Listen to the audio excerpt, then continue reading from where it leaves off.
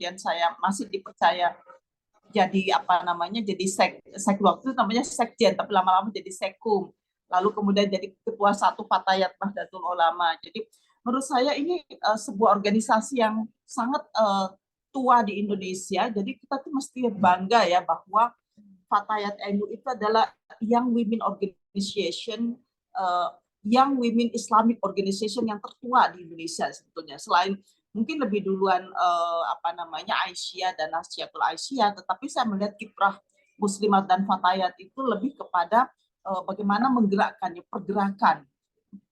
pergerakan sosial. Jadi lebih banyak pada pergerakan sosial kalau kita melihat apa namanya jati dirinya. Jadi empowerment, jadi sudah tepat lah itu ya, women empowerment. Bagaimana memperkuat, bagaimana memberdayakan ya perempuan. Nah, pertanyaannya sekarang, apa yang harus kita berdayakan di tingkat apa? Yang pertama itu adalah penguatan literasi. Ya, literasi, jadi penguatan literasi keagamaan. Ini penting buat saya. Kenapa? Karena sebagai organisasi keislaman yang tertua, Fatayat NU mestinya menjadi pionir untuk mengembangkan ajaran Islam yang mengedepankan sikap al-wasatiyah. Apa itu al-wasatiyah? Itu adalah sikap yang moderat, yang lebih mengedepankan perdamaian, cinta kasih gitu. Karena kalau bukan Fatayat NU siapa lagi? Karena kalau saya melihat historis berdirinya NU itu adalah ingin menjadi penengah, menjadi organisasi yang mengedepankan ya sisi-sisi kemanusiaan. Karena itu literasi keagamaan ini penting. Bagaimana kita mengembangkan ajaran agama yang betul-betul ujungnya itu adalah membangun rasa kemanusiaan. Karena seharusnya semakin kita beragama itu semakin kita manusia, semakin kita manusiawi maksud saya. Oleh karena itu saya selalu mengajak ya teman-teman yang sedang kuliah di luar negeri, coba perhatikan ya sisi-sisi positif dari kehidupan di Barat. Karena kalau saya melihat ya orang di Barat itu lebih mementingkan rasionalitas. Nah, bisa nggak kita ya dengan penguatan literasi keagamaan ini adalah mengedepankan agama yang tetap mengandalkan kekuatan rasional. Karena agama itu nggak bisa dipisahkan dari rasionalitas. Coba lihat kalau di Islam ya, ayat yang pertama kali turun itu adalah Iqra. Bukan perintah-perintah yang lain, bukan perintah beribadah. Kenapa harus Iqra? Karena orang harus punya literasi dulu. Karena kalau kamu beragama tanpa literasi, kamu akan beragama secara membabi buta. Dan agama yang dilakukan secara membabi buta itu tidak akan membawa banyak manfaat ya bagi manusia dan kemanusiaan, juga bagi alam semesta. Itulah sebabnya harus Iqra dulu. Sehingga dengan Iqra itu sholatmu bisa benar, puasamu juga membawa kepada hal-hal yang benar. Ya, karena kalau kita lihat seluruh ibadah di dalam Islam itu berujung kepada membangun kemaslahatan. Nah, itulah pentingnya kenapa kalau saya lihatnya di dalam buku-buku para ulama besar kita, itu selalu ditekankan tentang maqasidus syariah, tujuan objektif dari agama. Nah, ini yang tidak seringkali tidak tercover dengan baik. Kita diwajibkan untuk sholat. Nah, ujungnya sholat itu apa? Inna sholata tanha anil fahsya'i wal munkar. Nah, tujuan akhir dari sholat itu adalah mencegah kamu dari melakukan kejahatan dan kemungkaran. Tapi di kita ya, sholat itu sampai jidatnya hitam, korupsinya tetap jalan, bohongnya tetap jalan, gibahnya tetap jalan. Kalau ke hotel ngambil handuk, ngambil sendok, ya kan? Itu kan dianggap sebagai bukan dosa, padahal itu kan dosa besar. Coba perhatikan di situ, saya barusan tadi check out dari hotel. Bisa saja kan saya mengambil barang-barang karena semuanya serba terbuka, nggak diperiksa. Tetapi karena sikap yang sudah terbangun dalam diri saya misalnya, itu disebabkan karena apa? Karena saya sholat gitu. Tetapi kalau kita tanya, kenapa orang-orang Barat itu nggak sholat, nggak puasa, tapi kok dia jujur? Nah ini loh yang penting. Jadi yang pertama itu adalah, saya harus cepat ya, karena saya nggak lama di sini. Yang pertama itu adalah literasi keagamaan.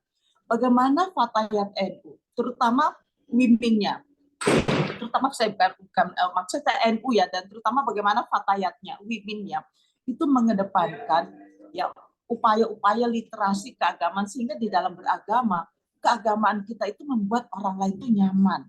Keagamaan kita itu membuat kita tuh menjadi orang yang bermanfaat. Jadi apa kata Rasul? Khairukum anfa'ukum linnas. Orang yang paling bermanfaat, orang yang paling baik di antara kamu adalah orang yang paling banyak membawa manfaat. Karena itu ujung dari keberagaman kita itu adalah akhlakul karimah. Jadi benar kata Rasul, innamabu itu liutamima makarimal akhlak. Jadi tunjukkan deh, kalau saya bilang, kalau dalam hubungan antar agama ya, saya selalu mengatakan saya nggak peduli ya dengan agama kamu, keyakinan kamu, pemahaman kamu, tetapi agamamu itu terlihat dari perilaku kamu sehari-hari. Jadi akhlakul karimah itu menjadi branding deh buat kita, bisa nggak kayak gitu? Branding kita itu akhlakul karimah, bukan yang lain. Jadi nggak usah ribut soal label, soal apa gitu. Yang kita tunjukkan itu adalah akhlakul karimah. Itu satu. Yang kedua, itu adalah literasi kemanusiaan. Nah, di dalam literasi kemanusiaan inilah kita belajar tentang bagaimana kita saling respect terhadap sesama manusia, apapun agama, apapun kepercayaannya, apapun. Dan itulah yang saya dapat loh dari Gus Dur, dari pertemanan kedekatan saya dengan Gus Dur selama memimpin Fatayat NU di era-era tahun 90-an. Karena dan dari Gus Dur ini kemudian saya mengalami sebuah perjalanan spiritual yang sangat dalam, di mana saya akhirnya bisa bertemu dan bisa berinteraksi dan bisa bersahabat dengan semua agama, semua kepercayaan.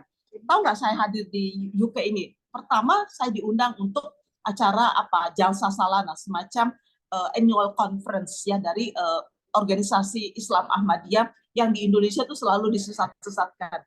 Nggak banyak kok yang tahu kalau Ahmadiyah itu eksis di 220 negara. Nah, eksisnya itu bukan seperti eksisnya NU, misalnya ada cabang NU di UK, isinya kan orang-orang Indonesia ya kan. Kalau yang itu kan benar-benar mereka itu adalah dari berbagai bangsa, jadi yang hadir juga berbagai bangsa, berbagai etnis, benar-benar itu keberagaman itu sungguh sangat indah.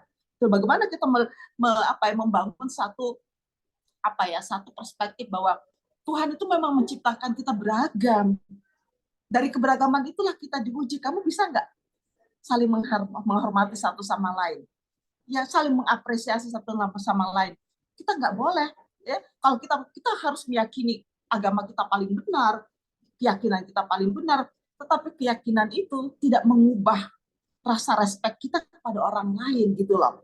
Ya, kita harus tetap yakin pada kebenaran kita. Saya itu benar-benar ya, setelah acara Ahmadiyah tuh selalu saya diundang ke Oxford. Tahu nggak yang undang saya ke Oxford? Pimpinan Bahai, internasional Bahai yang berkedudukan di UK. Nah, selama di Oxford itu, selama 3 hari di Oxford, saya itu tinggal di rumah pimpinan Bahai. Terus orang mengatakan, apakah saya tertarik untuk pindah agama? Justru semakin saya dekat dengan agama-agama lain, itu semakin memperkokoh akidah saya, bahwa saya nggak bakalan pindah karena saya yakin betul. Ya, jadi terbalik kalau orang lain mengatakan, wah jangan deket-deket dengan agama yang lain, takutnya nanti ketularan, ya nanti luntur. Emangnya akidah kita itu seperti kerupuk gitu ya, gampang hancur? No, justru dengan interaksi kita dengan sesama orang lain, kita semakin mengenal agama kita. Ingat nggak, akan ada pepatah tua di Inggris ya, kalau kamu hanya mengenal London, kalau kamu hanya pernah ke London, berarti kamu nggak kenal London.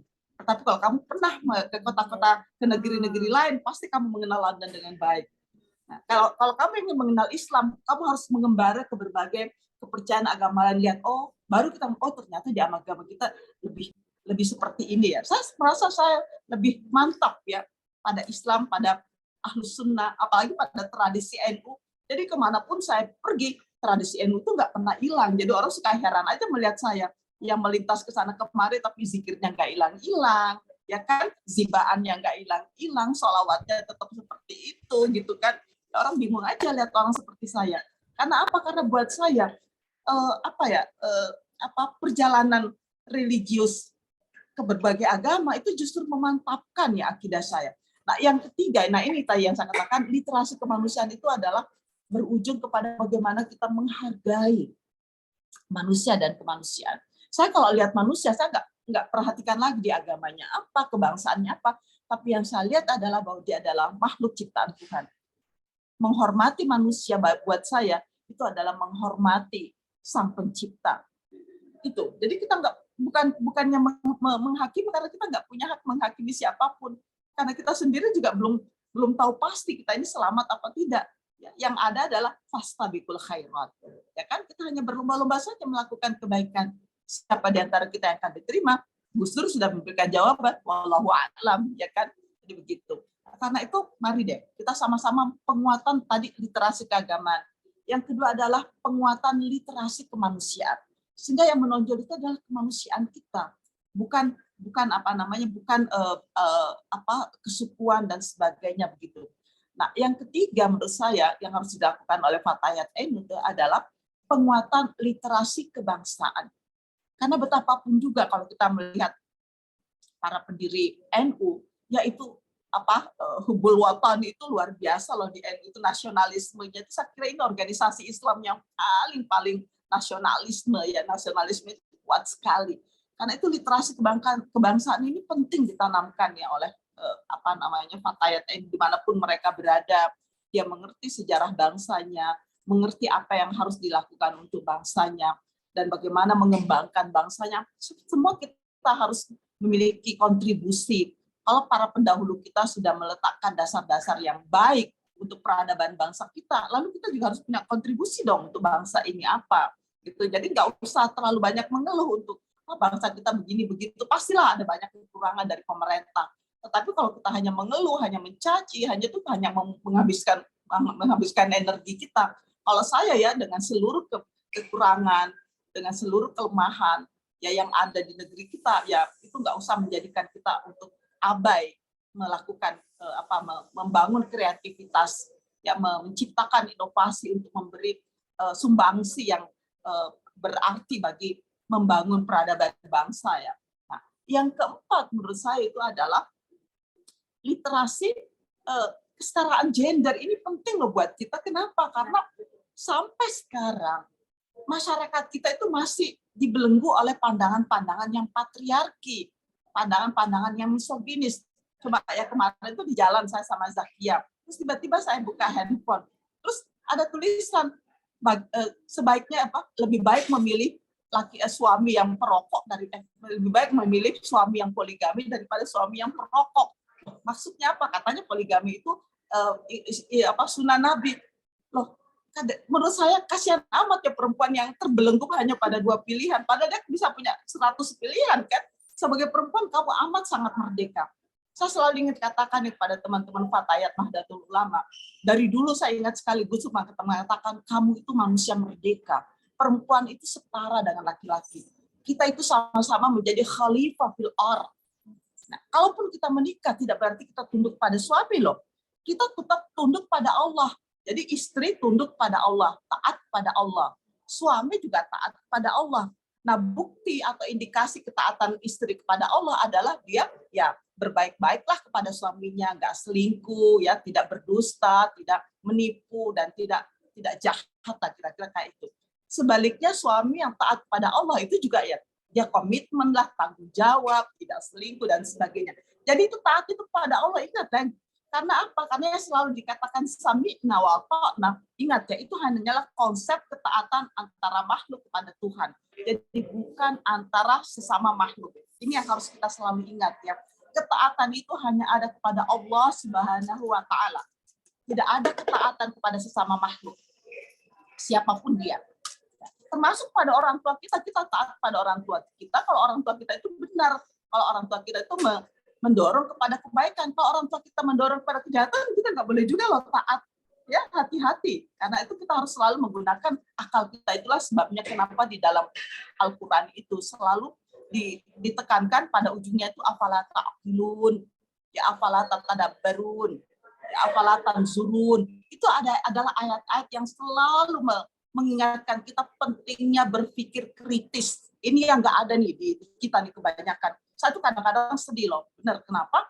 Banyak ya teman-teman yang PhD mahasiswa saya bahkan yang alumni dari Inggris, alumni dari Amerika, alumni dari Australia, begitu pulang ke Indonesia, itu kok seolah-olah dia sekarang saya berpikir kok pendidikan itu kan tidak membuat dia berpikir kritis. Lalu gunanya dia mengikuti pendidikan yang lama itu untuk apa coba? Padahal berpikir kritis itu sesuatu yang menurut saya itu adalah awal basis dari kehidupan kita sebagai manusia, karena itulah kenapa Al-Qur'an itu dimulai dengan Iqra. Sayangnya Iqra itu dalam dalam terjemahan Kementerian Agama cuma diartikan membaca, itu cetek banget gitu loh, dangkal itu pengertiannya. Kalau saya ya, Iqra itu artinya perkuatlah literasimu. Karena kalau kamu nggak punya kemampuan literasi, kamu nggak bisa ngapa-ngapain. Nggak bisa menjadi manusia pembelajar. Nggak bisa menjadi manusia yang inventor, yang menciptakan gitu. Nah, inilah pentingnya di dalam hal kesetaraan dan keadilan gender itu bukannya saling mengalahkan atau bagaimana, tetapi dengan prinsip kesetaraan itu kita bersama-sama membangun kemaslahatan, dimulai dari keluarga. Karena kalau dalam keluarga kita nggak mampu membangun kemaslahatan, bagaimana mungkin kita akan membangun kemaslahatan di tingkat masyarakat, apalagi di tingkat negara, apalagi di tingkat masyarakat dunia. Itu nonsens ya. Karena itu saya akan melihat dulu, bisa nggak kamu membangun kemaslahatan. Nah, karena itu di dalam keluarga ini, itu contoh kita melihat, saya selalu mengatakan begini ya kepada teman-teman Fatayat dari dulu. Pernah nggak terpikirkan oleh kalian kenapa Rasulullah Shallallahu Alaihi Wasallam itu ditakdirkan menikah dengan Khadijah, seorang pebisnis women yang bisnisnya itu antar negara loh, bukan antar kota. Dia seorang perempuan yang handal, yang profesional dalam perdagangan, dalam trading gitu ya. Padahal kan bisa saja Tuhan mentakdirkan Nabi itu menikah dengan orang yang buta huruf, ya kan, orang yang tidak bekerja, orang yang tinggal di rumah saja. Pernah nggak terpikirkan oleh kalian? Dan Khadijah ini harus menjadi lambang dari perkawinan Nabi. Kenapa? Karena 28 tahun Nabi hidup bersama dia dalam kehidupan monogami. Setelah Khadijah wafat, usia Nabi itu sudah 53 tahun. Dan kemudian Nabi itu menduda 3 tahun loh. Itu yang nggak banyak diungkap dalam sejarah. Jadi Nabi mulai menikah dengan banyak perempuan itu 56 tahun. Dan perkawinan itu terjadi dalam kondisi perang. Ini yang nggak pernah diungkapkan. Ya, ada kondisi spesial, kondisi yang unik ya, yang harus menjadi pertimbangan dari semua orang ketika dia ingin melakukan poligami. Jadi peperangan itu sebuah kondisi di mana Nabi harus membangun relasi, membangun hubungan dengan suku-suku yang berbeda. Kalau kalian perhatikan, istri Nabi itu dari suku-suku yang berbeda. Kenapa dengan Aisyah, kenapa dengan Hafsah, kenapa dengan Saudah, itu semuanya ada alasan-alasan yang sangat rasional, bahkan juga sangat teologis ya alasannya. Kalau saya melihat itu nanti, tapi bukan di sini tempatnya. Saya hanya ingin mengatakan, tolong deh, Fatayat NU harus menjadi organisasi yang pionir, yang mengedepankan bagaimana Islam demikian rupa mengangkat, yang melakukan upaya-upaya empowering ya, terhadap perempuan di masanya, sehingga betul-betul perempuan terangkat ya dengan kedatangan Islam dari hanya sekedar objek seksual. Karena terus terang di masa jahiliyah perempuan itu hanyalah sekedar objek seksual. Kemudian diubah oleh Islam menjadi subjek yang mampu ya melakukan perubahan dalam peradaban manusia. Ini kan yang harus kita catat baik-baik. Nah, yang kelima yang harus kita lakukan oleh Fatayat NU dalam proses empowering ini adalah penguatan literasi lingkungan. Karena proses climate change ini luar biasa, apalagi di negara-negara yang seperti kita, negara terkebelakang. Kalau kita pulang, kalau Anda semuanya pulang ke Indonesia, Anda pasti bingung kan melihat sampah-sampah yang benar-benar edukasi tentang pentingnya kebersihan. Padahal kalau Anda membuka buku-buku fikih, selalu bab awal itu bab tohara, semuanya kayak gitu. Sementara dalam implementasinya, ya Allah, sampai teman saya bilang begini, kalau kita masuk ke sebuah bandara ya, kita bisa tahu loh itu negara Islam atau bukan negara Islam. Saya tanya, maksud lu apa? Dia bilang, pokoknya kalau masuk bandara terus terbau, itunya WC-nya bau, toiletnya bau, itu pasti negara Islam. Dia bilang gitu.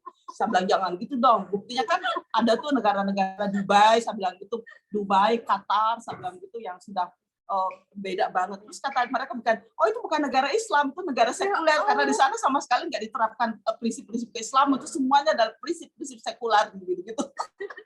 Kalau Islam katanya nggak seperti itu. Loh, waduh, kamu gimana sih, saya katakan begitu. Saking hopeless-nya ya pada masyarakat kita nih yang mayoritas Muslim begitu.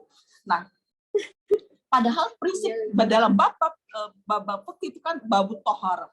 Tapi implementasi dari ajaran-ajaran itu sama sekali. Coba ke pesantren, karena saya juga punya pesantren ya. Pesantren kakek saya, pesantren mertua saya.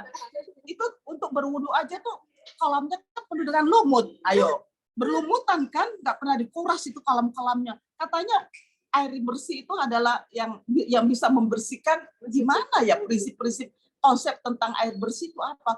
Seharusnya kita umat Islam ini ya malu ya.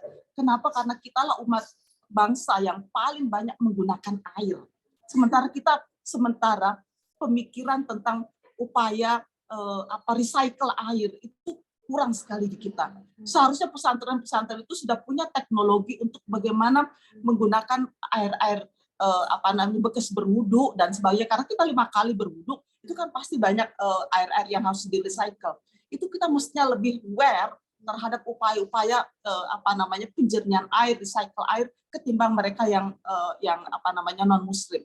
Tapi pikiran-pikiran seperti itu nggak muncul, karena itu pada akhirnya kesimpulannya adalah saya betul-betul berharap ya Fatayat Nahdlatul Ulama ini ke depan itu memikirkan hal-hal yang sangat strategis, nggak lagi berkutat pada hal-hal yang sifatnya lipstick gitu ya. Jadi bicara tentang struktur yang begini begitu ya. Kadang-kadang di Fatayat itu cuma bertengkar soal siapa jadi pengurus apa begitu, lalu kemudian orientasinya kepada partai politik udah dilupakan seperti itu, karena itu yang hal seperti itu tidak banyak membawa manfaat ya. Kalaupun ada yang mau jadi mau aktif di partai politik, itu oke buat saya. Tetapi bisa nggak kamu menjadi anggota di sebuah partai politik yang melakukan perubahan, memberikan manfaat ya kepada masyarakat, bukan hanya sekedar seperti sekarang ya. Saya tidak melihat anggota-anggota Fatayat NU yang beraktivitas di dunia politik tetapi membawa perubahan ya di dalam kehidupan kultur ya, kehidupan yang luas, peradaban yang luas dalam masyarakat kita, seperti yang dilakukan oleh Gus Dur ya di dalam tubuh NU. Karena itu saya berharap dengan women empowerment ya, women empowerment dalam 5 aspek. Dalam aspek penguatan literasi keagamaan, penguatan literasi kemanusiaan, penguatan literasi kebangsaan, penguatan literasi kesetaraan dan keadilan gender. Dan saya berharap untuk literasi kesetaraan dan keadilan gender itu sudah jangan lagi salah paham ya bahwa kesetaraan gender itu adalah cerita dari barat, itu adalah akan mengubah akidah kita. No, itu semuanya kita digali dari Islam. Semakin kita menggali Al-Quran, semakin akan terwujud itu betapa Islam itu menginginkan ya laki dan perempuan itu betul-betul setara, karena mereka adalah khalifah fil ardh, yang dua-duanya itu harus melakukan amar ma'ruf nahi munkar, membangun kemaslahatan untuk peradaban yang lebih baik ya bagi seluruh manusia. Dan yang terakhir itu adalah penguatan literasi lingkungan. Saya kira demikian, mudah-mudahan saya mendoakan ya semua untuk generasi Fatayat NU yang sedang berada di luar ya, saya mendoakan kalian semua menjadi scholar yang memiliki hati. Karena bagi saya scholar itu bukan hanya sekedar memiliki pengetahuan dan wawasan, tetapi betul-betul memiliki hati, memiliki passion, compassion, memiliki akhlakul karimah, sehingga betul-betul dapat memberikan manfaat bagi sebanyak-banyaknya manusia untuk kehidupan yang lebih baik di masa yang akan datang. Saya kira demikian ya. Saya mohon maaf kalau semuanya itu nggak tertata dengan baik omongannya, karena saya tergesa-gesa, saya juga pikirannya mau jalan ya. Mohon maaf sekali, karena ini dalam kondisi kita, saya lagi holiday di sini, lagi mau jalan-jalan. Karena itu nanti kita ketemu lagi di masa yang akan datang. Mudah-mudahan kita semua mendapatkan ridha Allah, mendapat kesehatan dan sebagainya. Allahumma muwaffiq ila aqwamit thoriq. Wassalamualaikum warahmatullahi wabarakatuh. Waalaikumsalam warahmatullahi wabarakatuh. Terima kasih banyak Prof. Musda. Sebelum Prof pergi, izin mau foto bareng dulu, Prof. Gimana cara fotonya? Yang ingin masuk mungkin dinyalakan dulu kameranya sebentar dan minta tolong Mbak Nina untuk ininya fotonya. Mbak Nina. Mbak Kaila, mohon maaf ini Bisa nggak aku ganti ke hostnya kamu dulu aja ya?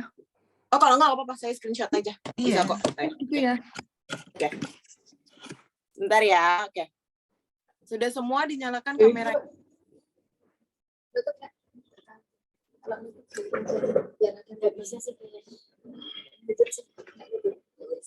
Oke. Saya ini ya, saya screenshot ya. Udah kamu sini aja sih, bertiga di belakang sini. Nah, gitu.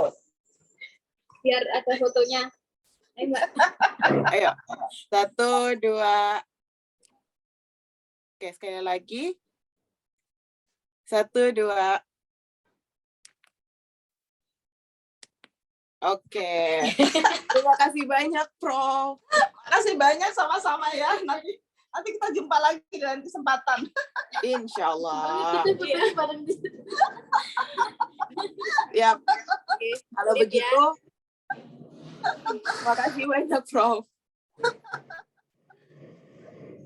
Ya, kalau begitu saya lanjutkan ke sesi berikutnya. Oke, mungkin sedikit saya ringkas sedikit ya pembicaraan Prof atau pencerahan dari Prof tadi. Ada 5 aspek yang patut kita perkuat ya secara literasi, dan mungkin ini juga menjadi underlying kedepannya, misi kedepannya untuk kita di Fatayat juga, yaitu pertama literasi keagamaan, literasi kemanusiaan, kebangsaan, kesetaraan gender, dan juga lingkungan.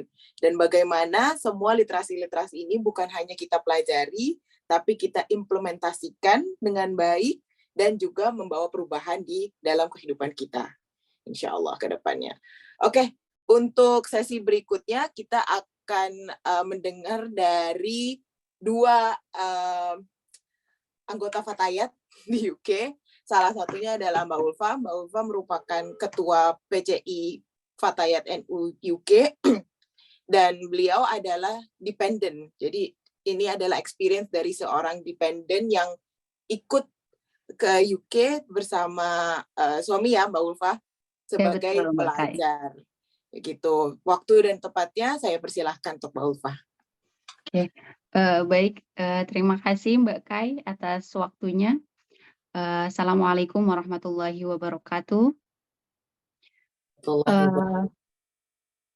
Pertama-tama yang saya hormati, alhamdulillah di sini telah hadir di tengah-tengah kita semua Dewan Kehormatan Fatayat Ibu Hajah Fadliha Abbas. Assalamualaikum Ibu, terima kasih sudah menyempatkan waktu dan selalu support kami adik-adik Fatayat.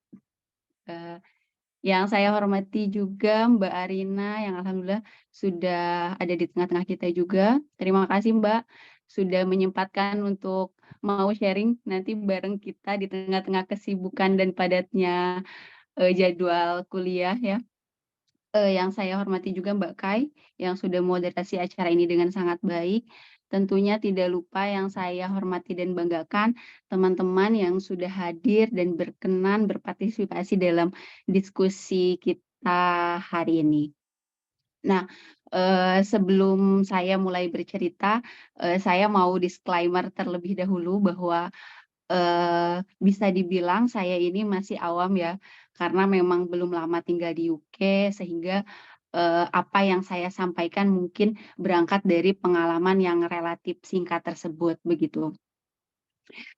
Jadi teman-teman ketika saya mulai tinggal di UK itu tidak sedikit kerabat yang di Indonesia itu bertanya ke saya ya, bagaimana suasana kehidupan di UK bagi seorang muslimah, apakah saya pernah mengalami diskriminasi identitas, kemudian apakah saya mengalami kesulitan menemukan makanan halal dan lain sebagainya. Itu sering sekali banyak yang nanya ke saya. Kalau saya rasakan dan saya mendengar cerita dari teman-teman dan suami yang memang pernah studi dan atau berkunjung ke negara-negara Eropa lain dan Amerika ya, negara Inggris ini merupakan negara yang relatif paling menerima paling hangat menerima warga Muslim. Jadi sejauh ini saya pernah tinggal di Birmingham, Oxford, terus sekarang saya tinggal di Coventry. Mungkin teman-teman bertanya-tanya ya, kenapa itu tinggalnya baru mau setahun tapi kok pindah-pindah Jadi saya sedikit cerita. Jadi awal saya datang ke UK itu, saya kan menemani suami yang S3 di Oxford University. Tapi ketika itu saya tidak dapat akomodasi di Oxford. Untungnya 3 minggu pertama itu, saya ada teman saya yang mengizinkan untuk tinggal selama 3 minggu di Birmingham. Nah, selama 3 minggu ini kita sambil cari-cari rumah di Oxford, terus setelah 3 minggu kan harus pindah ya, akhirnya, kami memutuskan untuk pindah ke Oxford. Nah, di Oxford ini kita sambil nyari-nyari, terus kita tinggal di hotel dan Airbnb, walaupun itu memang di Oxford itu kan agak, de apa biaya hidupnya sangat mahal ya. Jadi kami tinggal di hotel terus pindah ke Airbnb itu lumayan mahal, karena biaya sewa hotel dan Airbnb di Oxford itu bisa 2 kali lipatnya Coventry dan Birmingham. Nah untungnya selama 3 minggu di Oxford tuh, setelah 3 minggu alhamdulillah kami dapat rumah lah di Coventry yang sekarang kami tinggali ini. Jadi di Coventry ini kita sekarang sudah hampir habis dan rencananya nanti mau pindah ke Oxford. Nah itu cerita kenapa saya pindah-pindah tempatnya kayak gitu. Tapi, walaupun saya memiliki struggle dalam pencarian rumah, saya merasa selama tinggal di UK ini saya tidak pernah mengalami kesulitan untuk beradaptasi dan menyesuaikan diri ya, teman-teman. Karena makanan halal di sini tuh cukup mudah didapat, kemudian, bahkan supermarket lokal itu di sini tuh ada corner corner untuk halalnya gitu, halal corner-nya. Kayak Sainsbury, Tesco itu menyediakan daging-daging halal, kemudian kayak sosis-sosis halal, atau daging-daging yang untuk burger itu banyak juga yang halal, kayak gitu. Kemudian apalagi ya, pemotongan hewan juga di sini kan memiliki sertifikat tersendiri gitu. Dan untuk di Coventry sendiri dan pengalaman saya di Birmingham itu, toko daging itu banyak karena memang Birmingham dan Coventry ini jumlah muslimnya lumayan lumayan banyak juga ya. Kemudian kafe, terus food court, restoran halal itu sangat mudah ditemukan. Di sini misalnya kayak KFC, kemudian Subway, McD tuh rata-rata sudah memiliki sertifikat halal gitu, jadi ada logo halalnya. Jadi sangat sangat menyenangkan sekali gitu untuk saya seorang muslimah tinggal di sini karena sangat mudah gitu menemukan makanan-makanan halal. Kemudian yang mengejutkannya lagi di Coventry dan Birmingham ya khususnya, itu banyak juga toko-toko hijab dan pakaian-pakaian muslimah ya walaupun baju-baju muslimnya itu ya ala-ala Timur Tengah dan Bangladesh gitu ya teman-teman, jadi nggak sama dengan di Indonesia. Nah terkait, baju muslimah ini saya ada sedikit cerita menarik ya. Jadi anak saya itu, usianya 3 tahun kan dia udah mulai masuk sekolah nursery ya di sini. Nah dia ini sekolahnya di sekolah milik komunitas muslim. Nah, anak saya ini sudah terbiasa dari kecil pakai kerudung, jadi ketika di sini dia nggak nyaman kalau tidak pakai kerudung gitu. Padahal saya sudah tawarin nggak apa-apa kalau nggak mau pakai kerudung, tapi karena dia sudah terbiasa jadi nggak mau tuh buka kerudung. Jadi ke sekolah pun dia tetap, pakai kerudung. Nah di sekolah ini tuh dia sendirian kan yang pakai kerudung. Terus kadang saya juga kan bawa-bawa gamis gitu, kadang kalau lagi ada event party-party di sekolah dia pakai gamis kayak gitu. Nah itu yang lucunya tuh, saya tuh sering ditanyai sama wali siswa yang lain atau bahkan guru atau, staf-staf di sekolahnya itu selalu tanya, "Itu kamu beli kerudung anakmu di mana?" Gitu. Terus baju-baju gamisnya juga di mana belinya? Itu lucu sekali di Birmingham bukan ya? Gitu. "Oh bukan, ini saya bawa dari Indonesia." "Ya Allah bajunya lucu-lucu banget," gitu, "kerudungnya banyak juga modelnya ya, lucu-lucu," gitu. Nah, dan ini mungkin yang jadi menarik ya bagi saya karena saat di Indonesia saya tidak merasa bahwa model-model pakaian muslimah di kita itu sespesial itu gitu.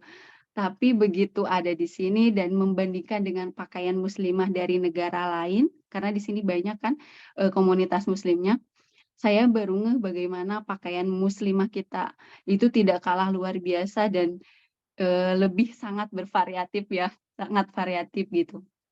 Itu sih. Kemudian, pengalaman lain yang menarik adalah mengenai sholat Id berjamaah. Di sini kan ada masjid-masjid juga ya kalau lagi Lebaran itu yang menyelenggarakan sholat, tapi tidak sedikit juga yang melaksanakan sholat Id berjamaah itu di taman-taman terbuka. Nah, saya begitu merasa kagum ya mengetahui bahwa masyarakat UK itu begitu welcome-nya dengan pelaksanaan ibadah umat Muslim begitu. Dan selain itu kehangatan lain yang saya rasakan sebagai seorang muslimah Indonesia adalah ikatan warga muslimah Indonesia UK yang begitu erat dan hangat. Misalnya di sini tuh ada kelompok-kelompok pengajian lokality di setiap kota, ada juga komunitas-komunitas muslim berbasis organisasi keislaman seperti PCIN UK, Muhammadiyah, Aisyah, kayak gitu. Ini di sini barangkali teman-teman yang mau akan segera datang ke sini nanti tertarik bergabung dengan Fatayat, kami akan dengan senang hati menyambutnya ya. Jadi untuk saya sedikit bercerita untuk Fatayat NU UK ini sendiri adalah wadah untuk muslimah-muslimah muda yang usianya 19 sampai 40 tahun, dan Fatayat ini berfokus pada isu-isu perempuan khususnya terkait kita sebagai diaspora. Nah, sejauh ini yang bergabung di Fatayat juga beragam latar belakangnya. Ada yang student dan masih single, ada yang sudah berkeluarga, ada yang menemani suami, ada juga yang sudah residen di UK seperti Mbak Kai ini. Kemudian yang studi juga latar belakangnya bermacam-macam, sehingga bisa menjadi wadah untuk saling bertukar pengalaman, pengetahuan, dan menjadi wadah aktualisasi diri ya. Nah, berorganisasi seperti ini bagi saya jadi momen yang sangat berkesan ya, karena biasanya pengajian lokality di NU maupun di lokality di NU juga ini tuh sering mengadakan pengajian rutin dan insidental. Contohnya kalau di pengajian di NU itu biasanya kita ada pengajian rutin seminggu sekali, itu ada tahlilan dan diisi tahlil dan kajian gitu, nanti yang isinya itu gantian dari berbagai daerah di UK, teman-teman yang student atau yang mendampingi student di sini kayak gitu. Itu kalau yang di NU yang rutinnya. Terus kalau yang kegiatan yang teman-teman di lokality itu biasanya untuk di Coventry sendiri ya, kita setiap bulan itu ada pengajian bulanan. Nanti kita itu akan kumpul, kemudian yang jadi tuan rumahnya itu nanti gantian. Nanti kita makannya itu potluck-an sistemnya. Terus biasanya teman-teman itu bawa makanan sendiri, bikin makanan sendiri, makanan-makanan khas Indonesia. Jadi itu sih salah satu yang bikin senang, selain kita bisa silaturahmi setiap sebulan sekali, kita juga bisa menuntut ilmu, terus bisa juga mengobati rasa kangen terhadap makanan-makanan Indonesia kayak gitu. Nah, itu yang di lokality, dan Fatayat juga ini kita punya kegiatan kajian bulanan juga, kajian bulanan fikih perempuan gitu setiap bulan kita, dan nanti kita akan ada juga 2 minggu sekali mengadakan tadarus sekalian pengajian tafsir 2 minggu sekali.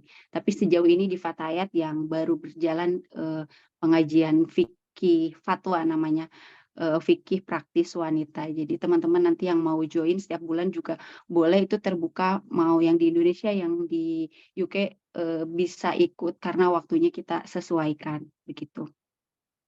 Itu ceritanya. Terus di luar segala kenyamanan dan hal positif yang sudah saya sampaikan tadi, ada juga nih beberapa culture shock ya yang saya alami selama di sini. Yang pertama itu saya kaget ya, karena di sini ceboknya pakai tisu kayak gitu.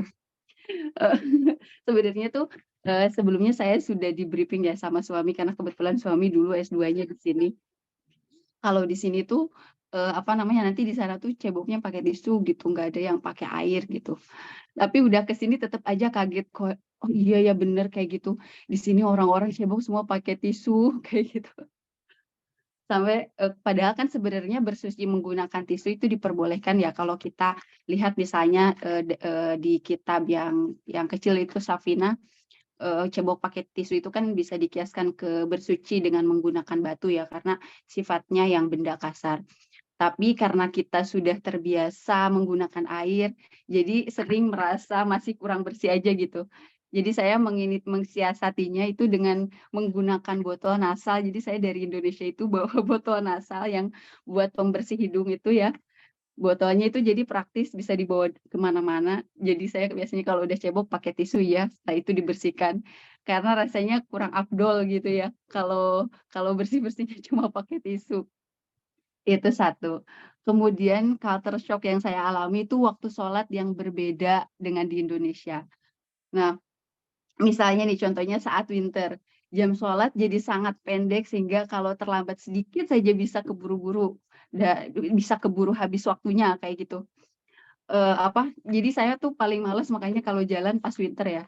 Karena jarak zuhur ke asar itu bisa hanya 1 jam kayak gitu. Sedangkan di sini kan tidak seperti di Indonesia ya, yang ada musola di mana-mana kayak gitu. Terus tempat wudhu juga ada di mana-mana kayak gitu. Di sini kan jauh-jauh ya mau sholat di mana kalau lagi jalan. Itu kalau lagi winter. Ini sebaliknya nih kalau lagi summer, sekarang di sini kan lagi musim summer ya. Kalau summer itu waktu sholatnya jadi panjang-panjang. Sampai jadi sekarang di kayak zuhur kita jam 1 lewat kan. Nanti asarnya itu jam 7. Wah, ini keluar semua. Duh, maaf, ada iklan.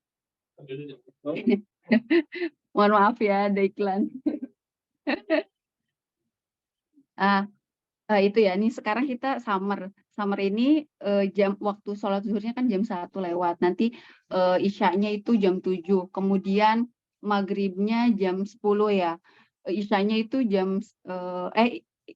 maghrib jam 9, isyanya jam 10. Jadi tuh kadang kalau udah nungguin dari asar ke maghrib aja kan anak saya tuh udah ngantuk ya. Udah ngantuk biasanya sambil nunggu sambil ngeluarin lama-lama ketiduran kan.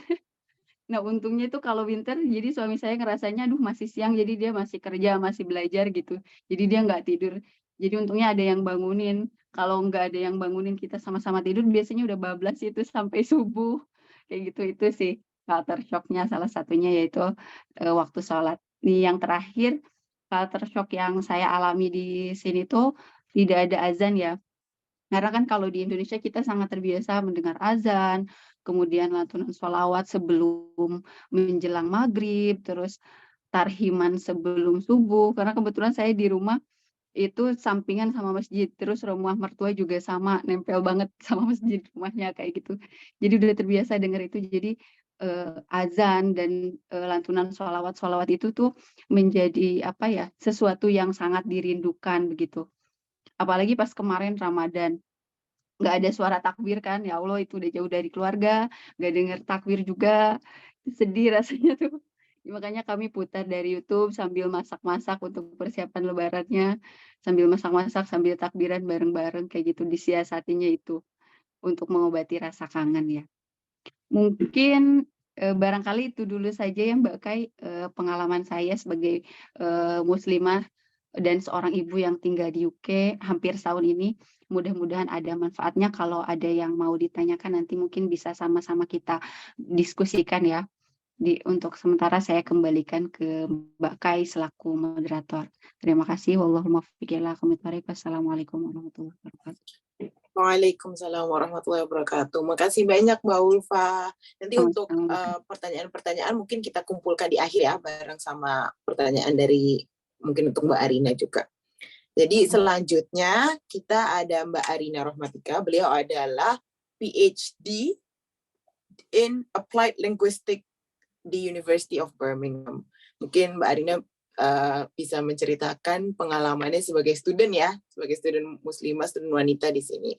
Waktu dan tepatnya saya persilahkan. Ya, terima kasih Mbak Kaila. Assalamualaikum warahmatullahi wabarakatuh. Bismillahirrahmanirrahim. Alhamdulillahirabbil alamin. Assalatu wassalamu ala asrofil anbiya'i wal mursalin. Sayyidina Maulana Muhammadin amma ba'du. Rabbi shrah li sadri wa yassir li amri wahlul 'uqdatam min lisani yafqahu qawli. Sebelumnya yang kami hormati ada Ibu Abbas, kemudian ada Mbak Ulfah sebagai ketua dan juga ini ya ujung tombak terdepan dari Fatayat NU UK yang sangat kita cintai dan kita banggakan. Kemudian Mbak Kaila, ini moderator paling kece ini. Baru kemarin ketemu ya Mbak ya. Nanti kecenya akan keluar lagi setelahnya. Dan juga ada Mbak Kartini, Mbak Dorifa, dan beliau-beliau yang sangat saya cintai dan saya hormati berjuang di Fatayat NU UK yang memang ini masih baru, tapi alhamdulillah jadi sepertinya bukan tanpa sebab gitu ya.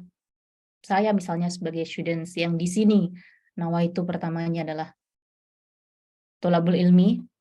Jadi awalnya itu ini di negara yang Islam minoritas, sudah tidak berpikir apa-apa, hanya berpikir bagaimanalah lolos dulu ini students. Tetapi ternyata alhamdulillah Allah berkehendak lain, dipertemukan dengan awalnya dengan muslimat, karena memang ya kalau di Indonesia ini sudah umur jelang 40 emang masuknya udah ibu-ibu muslimat dulu. Tapi ya Allah ternyata udah sana ikut yang muda-muda gitu biar semangatnya muda, masuknya Fatayat. Alhamdulillah, tetap semuanya disyukuri gitu ya, biar tetap semangatnya nanti nular di belajarnya seperti itu. Nah, jadi bersyukur sekali dan iya benar sekali mau tidak mau ketika berbicara mengenai tugas kita sebagai students di sini, semua yang disampaikan oleh beliau Mbak Ulfah itu hampir kita alami semuanya seperti itu. Apalagi misalnya kalau konteks saya sendiri, saya ini yang belum pernah sebelumnya ada studi ke luar negeri ya, baru mau PhD ini baru datang. Bayangan kita ya sudah sudah baca sana sini, sudah mencoba menyiapkan diri, tetap aja datang kaget. Ya itu semua yang disampaikan oleh Mbak Ulfa itu semuanya ya. Dan ya kalau untuk karena hari ini saya berbicara sebagai student ya, mau tidak mau pasti akan menyasar gitu, sekaligus nanti menyisir hal-hal yang berkaitan dengan akademiknya terutama, kayak gitu. Seperti apa sih challenge-nya, termasuk secara pribadi apa yang dulu pernah saya alami gitu. Dan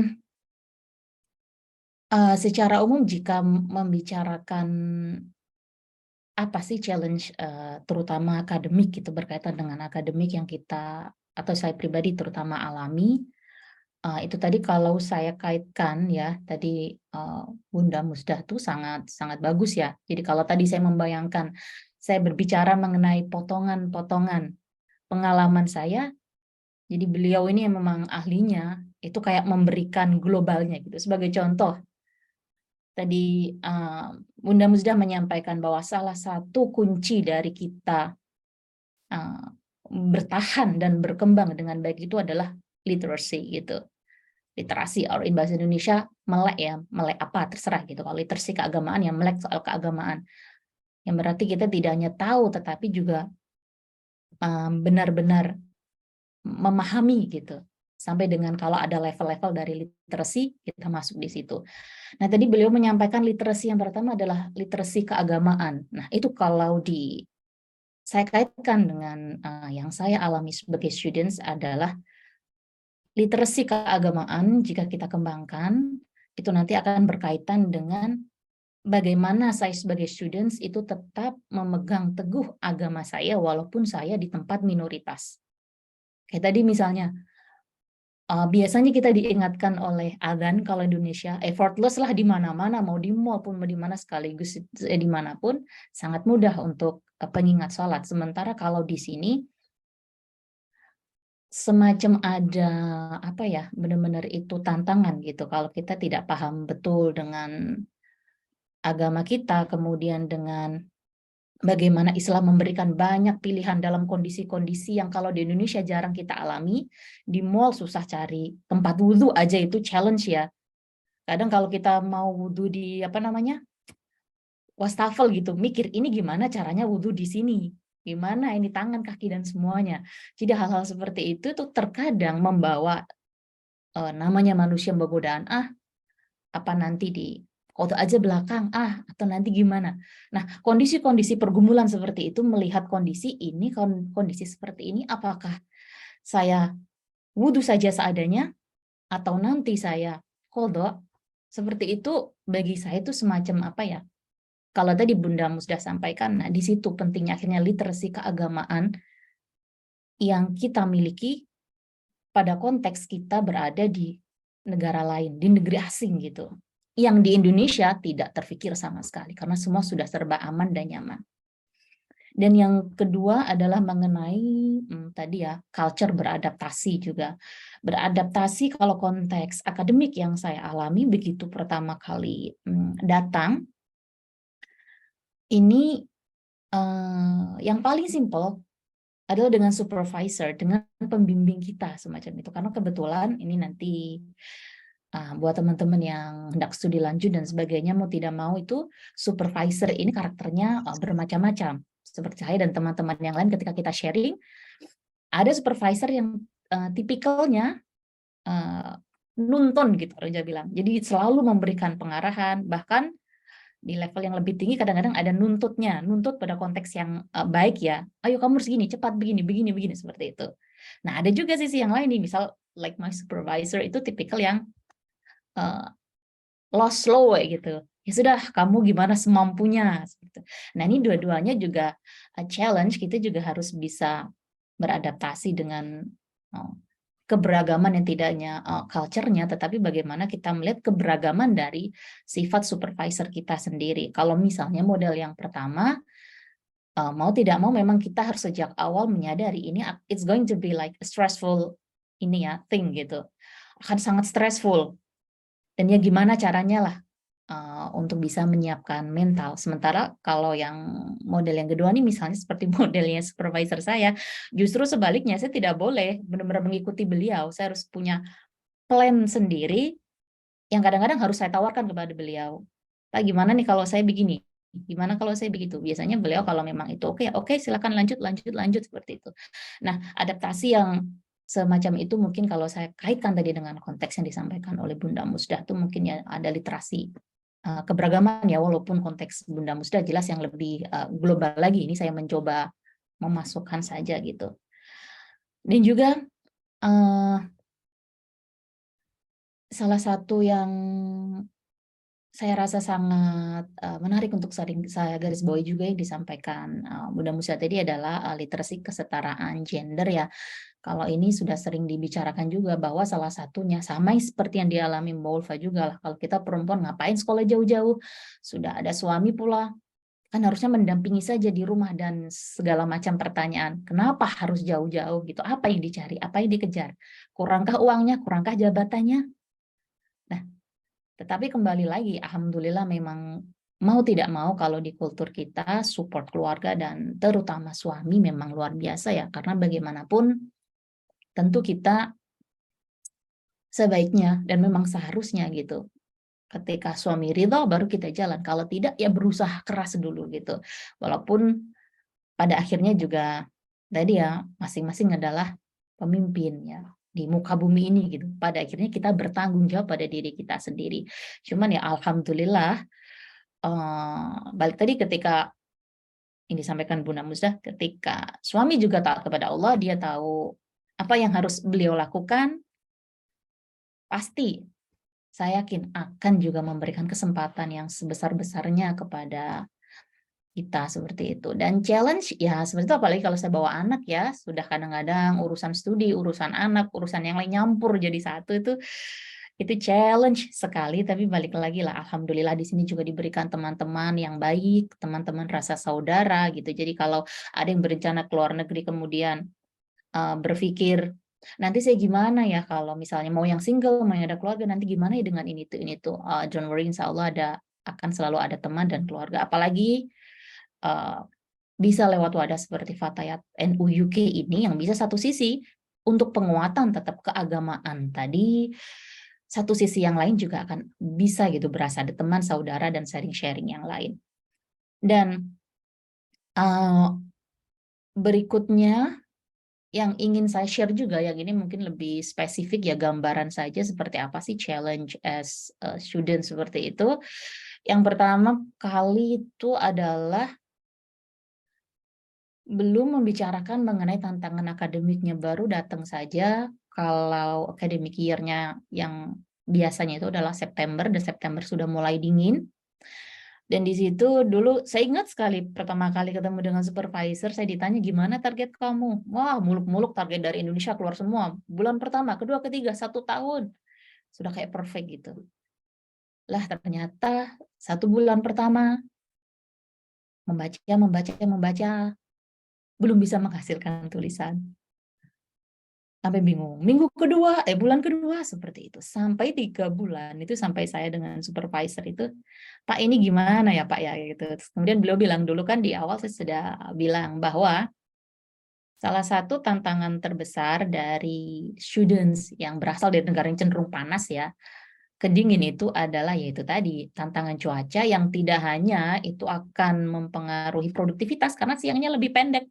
Baru bangun tidur sebentar, berasa baru santai-santai gitu kan kalau kita di Indonesia baru mau mulai on udah malam waktunya tidur gitu itu. Dan juga apa namanya gloomy effect-nya ini karena tidak terlalu banyak matahari, mendung terus. Kalau di Indonesia mendung kita senang, kadang-kadang kita ada kayak escaping gitu ya, seharian panas mendung gitu, hujan gerimis deket jendela ngelamun lah sambil apa gitu enak. Tapi di sini tuh setiap hari. Jadi itu sangat-sangat berpengaruh kepada produktivitas juga sehingga hack-nya gitu ya. Hack-nya tuh saat itu ya walaupun belum bisa pada level menghasilkan tulisan sekalipun mapping harus tetap dibuat ya itu kadang-kadang saya rekam pikiran-pikiran dari hasil membaca dan pokoknya harus selalu ada mapping. Jadi 3 bulan pertama itu saya cuma setornya bukan tulisan, store mapping aja dari yang sudah saya baca seperti itu. Dan ya beberapa teman yang lebih cepat keluar dari fase itu sampai ketawa gitu, Mbak kamu bukan SPV meeting itu namanya ini apa namanya gibahin litref aja itu, soalnya adanya cuma mapping gitu. Tapi ya ya seperti itulah, yang penting kita itu selalu apa namanya kita siap saja seperti itu. Dan yang kedua setelah kita itu saya sebutnya sebagai fase adaptasi ya. Iya benar.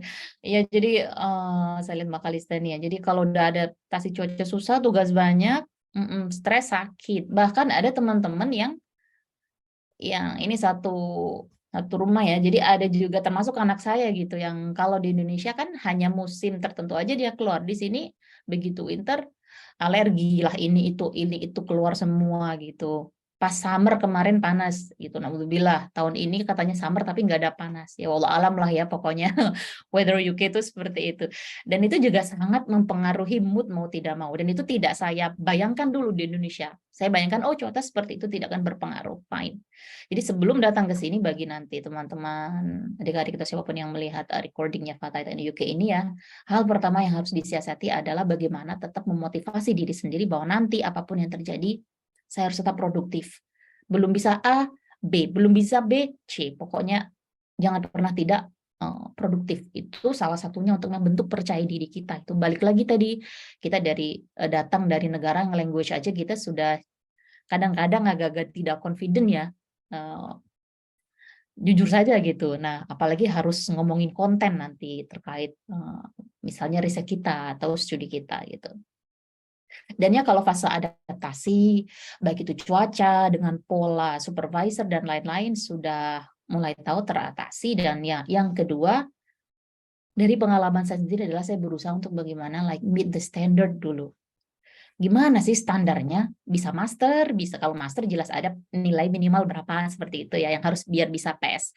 Nah, kalau PhD biasanya ada standar-standar yang harus kita penuhi. Misalnya tahun pertama ada panel review atau COC ya, jadi candidature-nya biar bisa lolos seperti itu. Nah, seperti itu kadang-kadang kita tidak muluk-muluk dulu ya, kita gimana meet the standard aja, masuk standar aja dulu seperti itu. Nah itu yang saya rasa juga kita perlu persiapkan ketika nanti teman-teman datang pertama kayak gitu, apa sih yang harus saya standarnya dulu apa.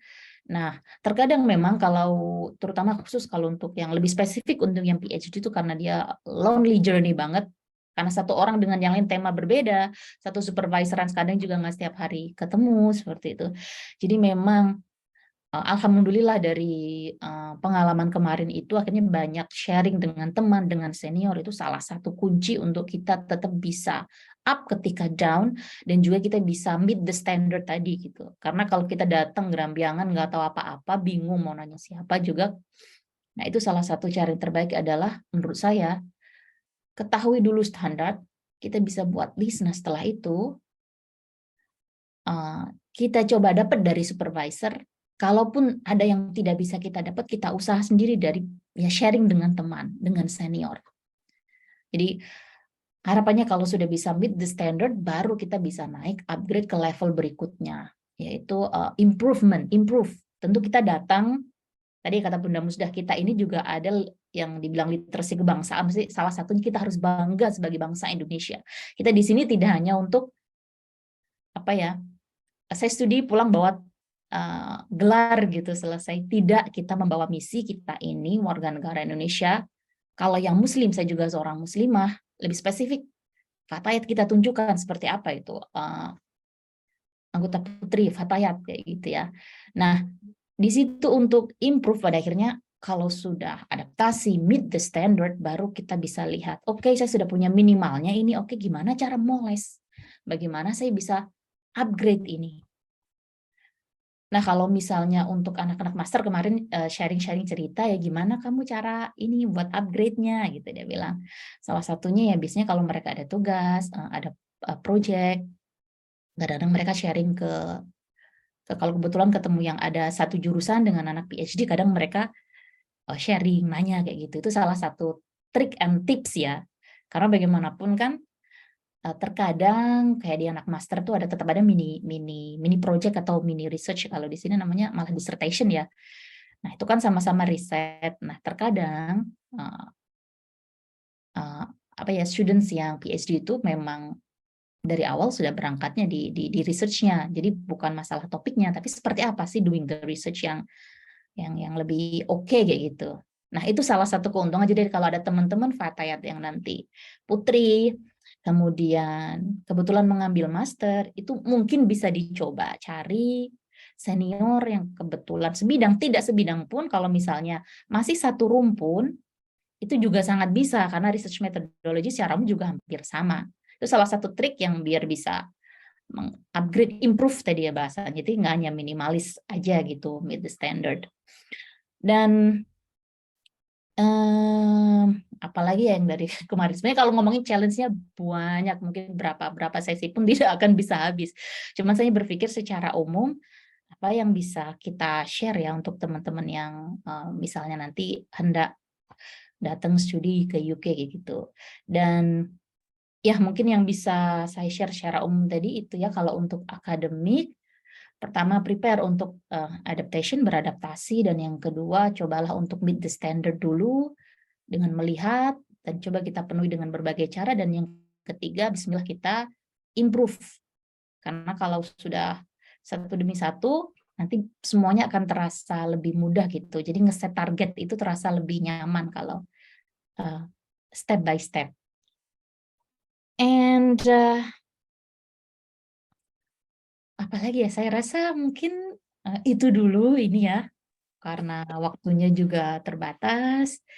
Jadi sebelumnya sekali lagi saya ucapkan terima kasih kepada Mbak Kaila, moderator, atas waktu yang diberikan. Akhirul kalam, Assalamualaikum warahmatullahi wabarakatuh.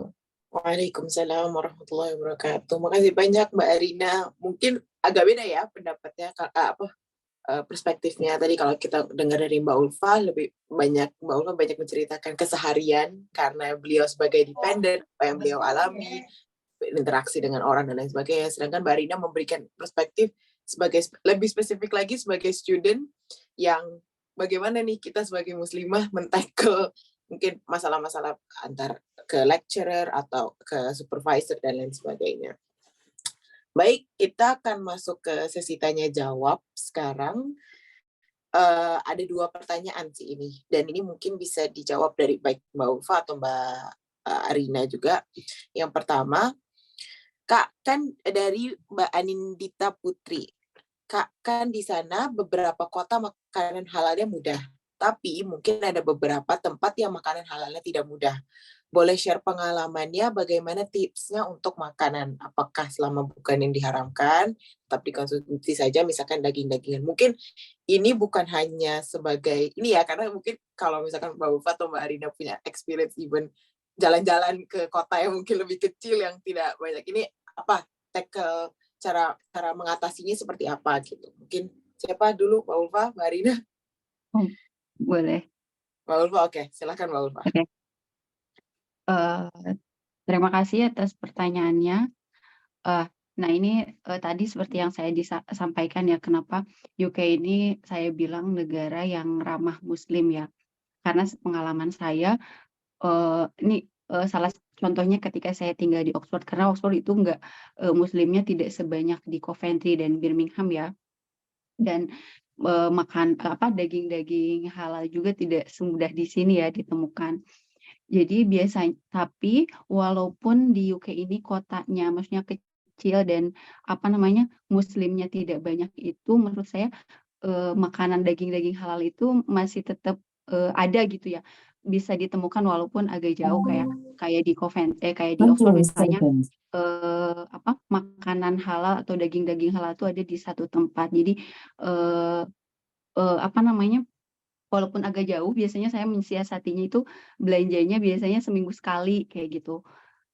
Belinya kan kalau di Coventry ini kita bisa setiap hari jalan, bisa nemu makanan halal gitu ya, bisa nemu daging halal kayak gitu. Nah gitu saya biasanya mensiasatinya, karena kalau di Oxford jauh, untuk menemukan daging-daging halal belanjanya biasanya di stok 1 minggu.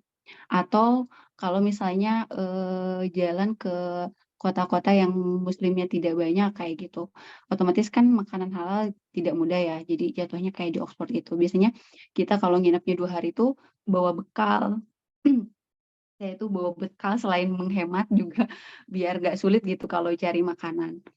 Karena sebetulnya walaupun kita di di kota yang kecil dan Muslimnya nggak banyak itu, kita masih bisa makan sih sebetulnya, kayak sandwich kayak gitu loh yang vegetarian kayak gitu, mensiasatinya dengan cari makanan yang vegetarian kayak gitu, atau kalau lagi jalan kita bawa bekal. Itu sih Mbak Kai. Iya, mungkin izin menambahkan sedikit, itu salah satu yang paling utama sih yang sering orang-orang adepin ya kalau masuk ke sini, adalah men-tackle gimana kalau misalkan tidak ada daging halal, mungkin yang seperti yang Mbak Ulfa bilang, vegetarian atau vegan, itu opsi yang ini, asalkan pastiin vegetarian, non alkohol dan lain sebagainya. Sedikit ribet, cuman kadang kita harus melakukan apa yang kita harus lakukan, mungkin seperti itu mungkin pendapat dari Mbak Ulfa. Kalau Mbak Arina ada nggak tackle lain yang dilakukan? Sama seperti Mbak Ulfa, kemana-mana bekal ya Mbak ya pokoknya. Ya, hemat sih ya, lebih ke hemat juga. Bahkan di rumah pun terkadang kalau misalnya ada yang halal gitu, masakan Turki atau mana, kan bosen juga kalau itu terus. Ujung-ujungnya akhirnya mau nggak mau masak ya, kalau yang di rumah Mbak, masak bekal sudah seputar itu andalannya gitu. Cuma alhamdulillah enaknya ya butcher yang untuk daging atau ayam mentah halal pun di UK lumayan mudah didapat Mbak ya. Bersyukurnya itu salah satunya kalau misal ada yang mau masak sendiri gitu. Karena bahkan kalau di Birmingham dikatakan juga komunitas Muslim paling besar, di sini aja kadang-kadang juga masih harus ke pusat kota, ke city center untuk bisa dapat yang halal. Ada di toko yang nggak dekat gitu, maksudnya masih aja tuh agak-agak challenging juga. Begitu, Mbak. Betul. Oke. Terima kasih Mbak Ulfa, Mbak Arina. Ini ada satu pertanyaan mungkin lebih spesifik ke Mbak Arina ya, karena masalah deadline nih, masalah student nih ya. Kalau adaptasi cuaca gitu dan deadline tugasnya banyak, jadinya bikin stres atau sakit nggak Mbak? Gimana ini cara men-tackle ini Mbak? Itu pastinya itu kayaknya never ending challenge ya. Karena ya jadi perbedaan. Kalau yang master itu pengalaman dari teman-teman masternya ini Mbak, kayak Lamnya juga tahu tuh, kalau yang master tuh biasanya tugas terus kayak tiada henti gitu. Sementara cuaca kadang-kadang tidak bersahabat ya. Dan yang mau tidak mau, ya namanya deadline. Hanya memang di sebagian besar kampus, mungkin saya yakin di banyak kampus ya, kalau saya ngambil contoh di kampus saya sendiri itu, sering kalau di sudah akhir deadline gitu, ada dapat email bahwa kamu, atau mungkin jelang-jelang akhir, kamu mengalami masalah di assignment, kamu perlu support, kamu perlu itu. Nah, itu well-being-nya bagus di sini, dan itu yang harus harus saya akui bagus di sini di UK yang memang belum banyak nih saya temui di Indonesia gitu. Bayangan saya kalau ada well-being seperti ini di Indonesia mungkin akan lebih akan lebih bagus gitu. Jadi memang ketat urusan deadline, tetapi juga kampus itu rata-rata semua punya well-being, semua itu memberikan fasilitas kalau kamu benar-benar ada problem, stres, dan yang lain. Selain mereka juga ada bisa extend itu selalu ada. Itu juga ada kalau mau sekedar curhat kayak gitu-gitu, mereka juga menyediakan gitu. Jadi kalau pertanyaan deadline ya tetap harus dikerjakan, tetapi biasanya ada extend dan ada fasilitas kalau kamu perlu bantuan gitu. Ya, kalau untuk PhD walaupun tampaknya tidak ada perkuliahan, tapi memang ya itulah, stresnya itu terus karena mikir, tidur aja kepikiran gitu, walaupun tangannya tidak mengerjakan. Itu ya mungkin sedikit perbedaan gitu, tapi pada dasarnya semua punya challenge masing-masing gitu.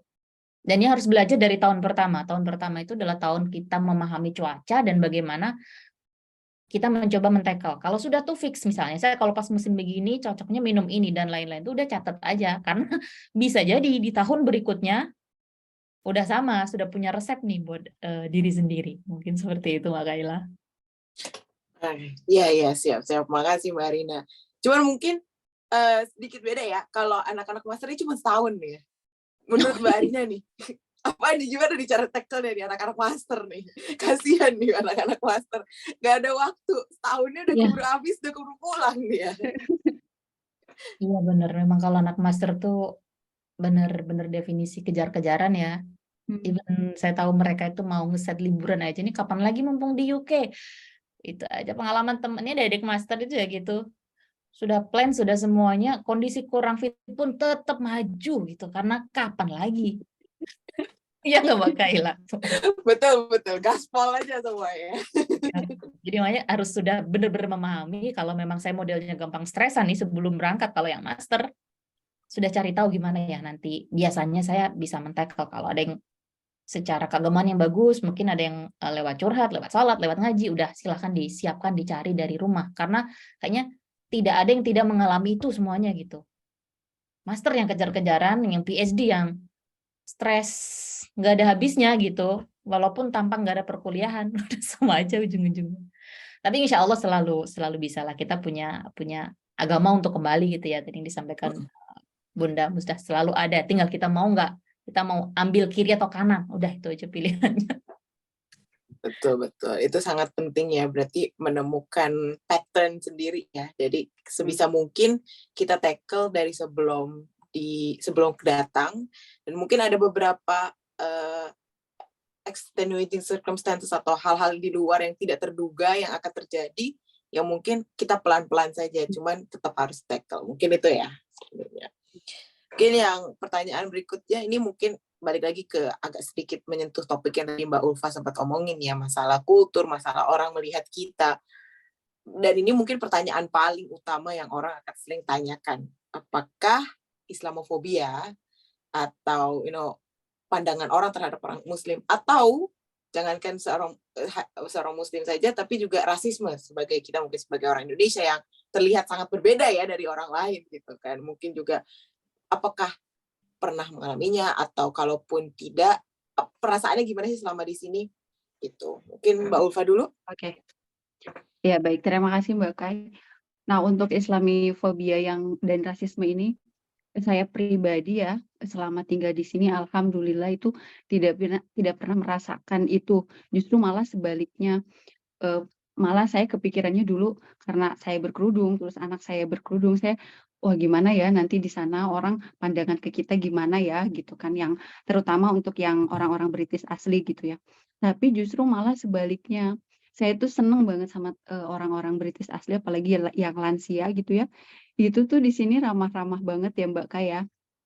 Saya sering banget ketemu tuh sampai maksudnya yang nenek-nenek, yang kakek-kakek itu suka gemes sama anak saya gitu. Terus pernah juga ada ya sering banget yang care gitu ya. Ini usianya berapa gitu kan sering nanya, ya Allah manis manis manis banget kayak gitu. Nikmati ya gini, ini usia-usia segini memang capek tapi dinikmati aja kayak gitu-gitu yang lansia lansia yang ramah itu. Saya makanya terkejut tuh ya ternyata di sini baik-baik ya dan ramah-ramah tidak seperti yang saya pikirkan. Terus satu lagi selain Islamofobia dan rasisme saya juga seneng ya di sini nggak ada catcalling ya. Kalau di Indonesia kan maksudnya tuh, ya Allah di sini selain orangnya ramah-ramah nggak itu juga nggak ada catcalling. Itu sih paling Mbak Kai pengalamannya. Mungkin Mhm. Mbak Arina ada pengalaman kah? Karena Mbak Arina kan udah tahun ketiga ya sekarang ya berarti. Ya, insya Allah September nanti sudah Mm-mm. dekat. Gimana Mbak Arina? Iya, sama juga Mbak. Alhamdulillah ya. Dan memang dulu salah satu alasan utama juga kenapa di antara banyak negara yang lain memang maunya agak jauh gitu ya. Itu udahlah simpelnya misalnya di UK kan memang so far bisa kita tahu gitu di Indonesia salah satu yang level Islamofobianya atau rasismenya itu so far lebih kecil gitu dibanding beberapa negara yang lain. Dan memang benar alhamdulillah kalau misalnya bahkan di di kampus lah simpelnya ya, itu juga even dengan supervisor yang non muslim dia malah beliau tuh malah sangat-sangat aware gitu. Kalau di dunia akademik insya Allah tidak ada kecil kemungkinan ada masalah itu gitu. Bahkan saya ingat waktu saya sampaikan timeline begini gitu, beliau sampaikan, oh kamu yakin mau ambil di tanggal ini ya gitu waktu itu. Ini kan masih apa namanya Lebaran waktu itu kemarin, masih Idul Fitri gitu. Apa enggak orang Indonesia tuh sedang merayakan juga gitu. Terus kalau tidak nanti kamu bisa undurkan saja setelah itu. Nah hal-hal seperti itu awalnya saya berpikir bahwa ya saya harus mengikuti pada konteks itu ya saya harus mengikuti apa yang ada di sini kayak gitu. Kalau kita Lebaran merayakannya bisa sampai 1 minggu, 2 minggu masih ke saudara dan lain-lain. Saya pikir di sini mungkin tidak akan tahu ya. Jadi saya ajukan sebagaimana normal, tapi justru beliau yang akhirnya mengingatkan saya, sudah agak diundur aja setelah Lebaran, seperti itu. Dan itu yang saya rasakan sebagai tidak hanya tidak ada Islamofobia, tetapi juga support gitu. Mereka mencoba memahami kita, dan itu yang saya rasa ini ya, apa namanya, menyenangkan gitu. Atau kadang kita juga, kadang sholat di perpustakaan di spot-spot yang agak nyempil deket itu. Kalau ada orang kebetulan orang Jawa bilang mbak betunduk gitu mau lewat, dia udah mundur, nggak ada komplain gitu. Walau yang tidak dipungkiri kadang-kadang justru kalau misal pas kita di perjalanan di tempat umum, sometimes secara nggak sengaja kita juga menemukan tuh agak-agak gitu, agak-agak kalau sekedar dari pandangan mata dan sebagainya gitu. Tapi alhamdulillah tidak sampai pada level mengintimidasi atau kita tidak nyaman gitu. Ya sudah kita anggap itu sebagai bagian dari keberagaman tadilah ya. Mungkin belum tahu dan lain-lain. Tapi soal keamanan insya Allah lah so far belum ada juga mendengar cerita terutama misalnya dari teman-teman Indonesia gitu terdampak dari Islamofobia. Siap. Mungkin kita juga udah mau masuk penghujung acara ya. Bentar lagi sudah mau masuk jam 5.40 di Indonesia. Takutnya bentar lagi sudah mau azan juga. Di kita juga sudah mau selesai, udah mau siang. Jadi saya mau rangkum sedikit nih ya pembicaraan yang kita inikan dari mungkin dari pembicaraannya Prof. Musda, Bunda Musda tadi, bahwa 5 aspek itu yang sangat penting, yaitu literasi keagamaan, literasi kemanusiaan, literasi kebangsaan, kesetaraan gender, dan juga lingkungan. Itu pemahaman ya terhadap hal-hal tersebut. Dan juga bagaimana kita yang mungkin teman-teman nanti yang sahabat-sahabat nanti akan datang ke sini, bagaimana setelah kita pelajari semua ini dan mendapatkan masukan-masukan dari sekeliling kita, bagaimana kita mengimplementasikannya dan juga kita membawa perubahan di dalam kehidupan kita. Dan juga mungkin dari Mbak Ulfa dan Mbak Arina tadi underlying poin yang saya dapatkan adalah bahwa apalagi tadi dari Mbak Arina ya ngomongin soal berhubungan dengan supervisor, berhubungan dengan mungkin student well-being dan lain sebagainya, bahwa mereka sebenarnya sangat support ya. Mungkin mereka tidak aware terhadap kebutuhan kita, tapi kalau selama kita menyampaikan, insya Allah mereka bisa menyanggupinya ya. In some sense kita menemukan titik tengah lah, paling gampangnya gitu. Mungkin juga seperti yang anaknya Mbak Ulfa alami gitu, pakai hijab ternyata boleh-boleh aja gitu, walaupun orang bertanya, oh kenapa? Tapi kan pertanyaan itu normal ya, untuk menyadarkan orang terhadap keberagaman, ya pertanyaan-pertanyaan itu wajar sekali untuk ditanyakan gitu. Mungkin itu yang lebih banyak saya dapatkan, dan juga bagaimana kita sebenarnya mencari dan mendapatkan support system yang sangat suportif itu sangat perlu. Jadi kita sebisa mungkin ya, mungkin bisa dengan bergabung kepada Fatayat, atau mungkin teman-teman orang-orang Indonesia di sekeliling kampusnya, atau mungkin bahkan nggak usah orang Indonesia, atau mungkin sesama Muslim dari Islamic Society kampus atau apa, mendapatkan support system itu sangat penting ketika kita berada di luar, atau ketika kita jauh dari keluarga ya. Mungkin teman-teman master yang mungkin masih single, atau bahkan teman-teman PhD yang mungkin masih single, butuh banget tuh yang namanya support system nih ya, yang tadi sini. Jadi mungkin kita rangkum dan kita tutup hari ini. Sebelum kita akhiri acara, kita mungkin mau foto lagi sekali lagi sebelum, mungkin tadi ada yang keluar masuk. Yang ingin masuk mungkin boleh bisa menyalakan kameranya sebentar.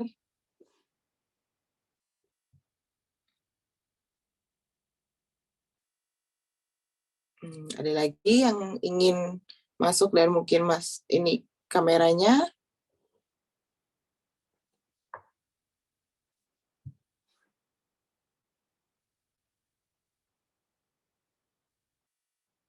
Oke, saya ambil screenshot ya. Sila. 1, 2. Sorry. 1, 2. Sekali lagi.